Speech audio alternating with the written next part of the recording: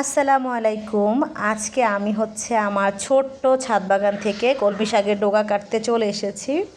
তো দেখতেই পাচ্ছেন কলমি শাকের ডগাগুলো অনেক বেশি বড় হয়ে গেছে, মাশাল্লাহ মাশাল্লাহ। তো আমি ডগাগুলো একটু কেটে দিলে এখান থেকে আবার ড্যাম বের হবে। তো আমি ডগা পাতা সবগুলোই নিয়ে নিচ্ছি।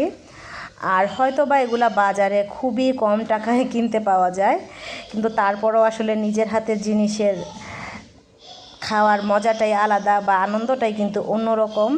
এগুলো কিন্তু কোনো রকমের সার দেওয়া নাই, একদমই সারমুক্ত জিনিস।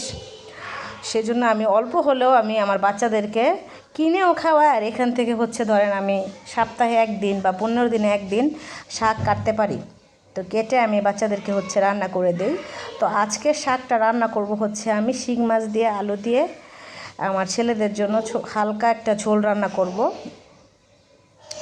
আর খেতেও ইনশাল্লাহ ভালোই লাগবে, খারাপ লাগবে না, কারণ গাছের জিনিসের স্বাদই কিন্তু অন্যরকম।